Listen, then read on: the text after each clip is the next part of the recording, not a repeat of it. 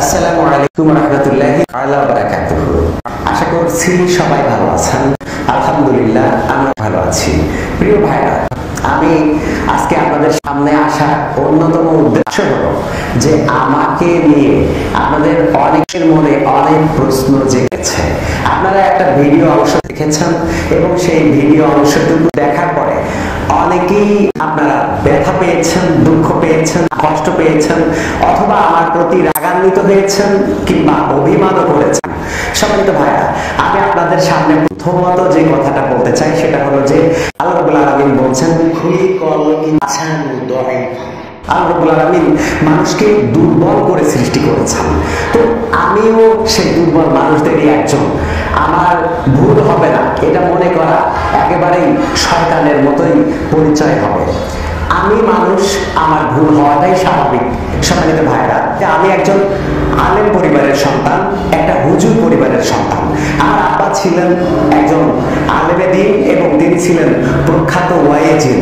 তাছাড়া তিনি আমাকে যে আদর্শ শিক্ষা দিয়েছেন সেই আদর্শে এই শিক্ষা দেননি যে আমি মানুষকে অপমান করব কিংবা উপহাস করব কিংবা মানুষের সাথে অসদাচরণ করব, মানুষকে খারাপ কথা বলবো।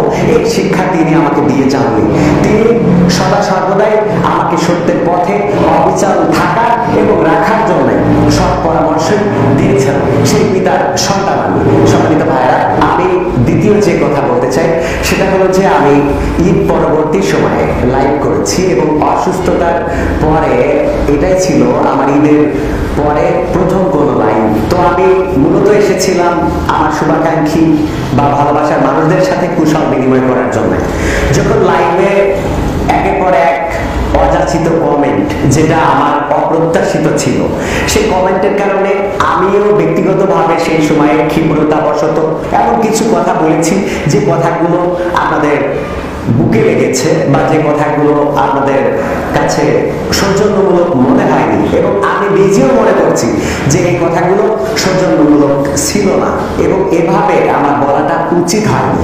আমি প্রথমেই বলেছি যে আমি মানুষ, ভুল হওয়াটাই স্বাভাবিক, অস্বাভাবিক কিছু নয়।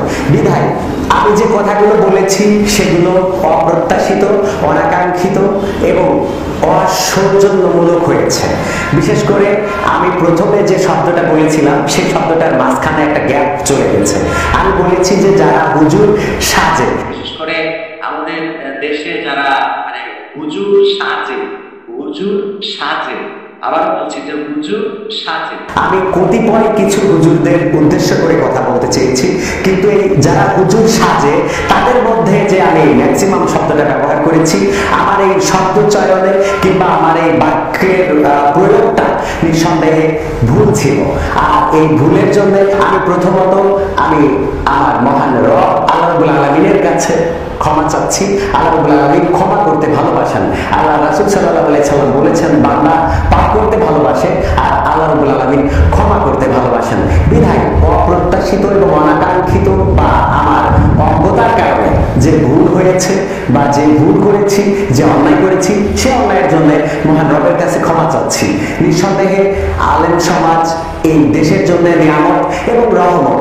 আমি কিন্তু বলেছি যে আলেমদেরকে যদি কেউ খারাপ কথা বলে কিংবা আলেমদেরকে যদি কেউ অপমান করে, আলেমদেরকে যদি কেউ কটু কথা বলে, তাহলে সেটা আমার কলিজায় লাগে, আমাদের বুকে লাগে। এ কথাও কিন্তু ওখানে বলা আছে। হুজুরদের গালি দিলে আমাদের বুকে লাগে, কারণ আমরা হুজুরদেরকে সম্মান দিতে চাই, তাদের উচ্চ মর্যাদা আসনে বসাতে চাই। সম্মানিত ভাইরা, আমি আপনাদের কাছে ক্ষমা চাই যারা আমার এই কথাগুলোকে কষ্টের সাথে নিয়েছেন, যারা এই কথাগুলোকে অপ্রত্যাশিত মনে করেছেন এবং অপ্রত্যাশিতই ছিল, যারা এই কথাগুলোকে মেনে নিতে পারেননি, অন্তত আমার কাছ থেকে এই কথা যারা আশা করেননি, আমি সবার কাছে ক্ষমা চাচ্ছি যে দয়া করে আপনাদের মনের কষ্ট নিঃস্বার্থভাবে ক্ষমা করে দিবেন।